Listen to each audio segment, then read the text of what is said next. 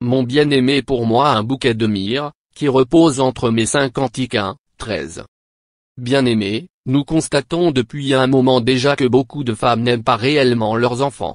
Elles veulent des enfants pour solidifier leur mariage ou alors, pour mettre le grappin sur un homme. Mais une fois le bébé accouché, elles mettront le côté esthétique en avant. Nous savons tous que les hommes sont attirés par les seins de leurs femmes. C'est la raison pour laquelle ces femmes vont préférer que leur bien-aimé repose entre leurs seins. Elles voudront continuer à être coquettes et pour cela, elles ne voudront pas donner leur sein à téter à leurs enfants de peur que l'allaitement ne fasse tomber leur sein.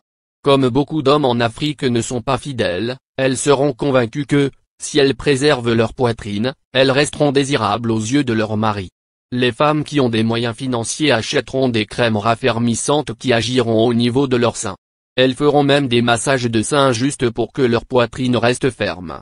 Après avoir investi autant d'efforts et d'argent, il ne sera pas question que leur bébé vienne mettre à terre tout ce sur quoi elles ont investi et qu'elles ont pris la peine de préserver.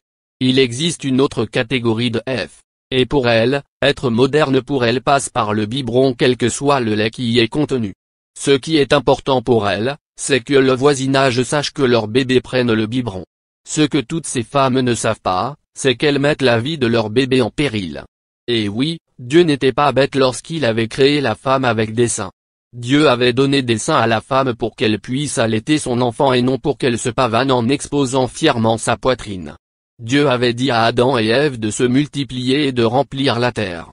Cette phrase a bien entendu, un sens spirituel et un sens physique. Dans le sens physique, il devait peupler la terre en faisant des enfants.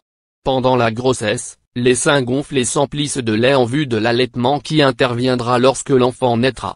Le lait est la première nourriture que l'on donne à un bébé car son estomac n'est pas encore capable de supporter une autre nourriture solide. Notre Dieu est tellement intelligent qu'il a mis dans le lait maternel, toutes les composantes nutritives dont a besoin le bébé. Sachez qu'aucun lait artificiel ne peut et ne pourra remplacer le lait maternel. Ce qui veut dire que, priver son enfant du lait maternel, c'est l'exposer à des maladies et à une mort précoce. Et lorsque je parle de mort précoce, je veux dire que l'enfant qui n'a pas tété le lait maternel n'aura pas suffisamment d'anticorps qui protégeront son organisme en cas d'attaque microbienne. Mes chères dames, sachez que le lait maternel est le meilleur lait qui existe pour vos enfants. Lorsque l'on choisit de donner la vie, on ne peut plus se permettre d'être égoïste. Nos mères se sont aussi sacrifiées pour nous. De toute façon, quoi que l'on fasse, on vieillira toujours et quoi que vous fassiez, si votre époux n'a pas la crainte de Dieu, il regardera toujours ailleurs. Pour vous qui donnez du lait Nido ou Nestlé à vos enfants juste pour que les copines sachent que votre enfant prend du biberon, si votre enfant meurt, vous en serez la cause. Sachez que quoi que vous fassiez, vos seins finiront par tomber. Il vaut mieux sacrifier votre corps pour vos enfants, c'est une marque d'amour.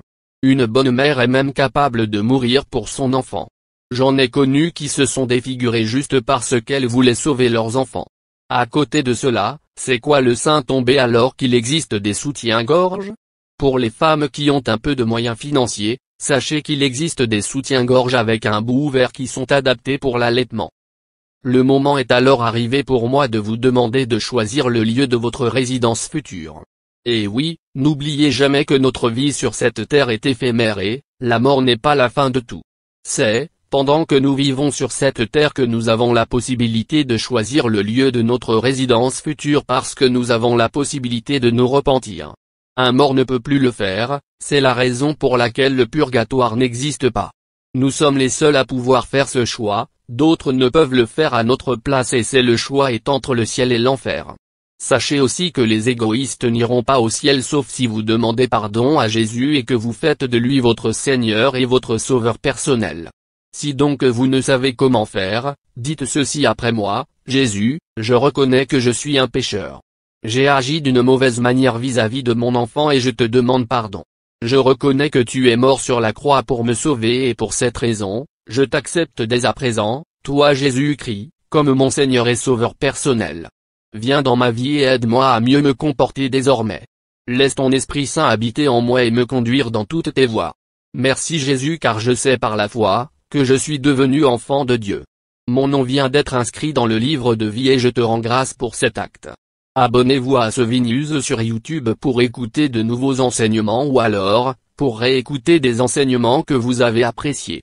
Soyez bénis.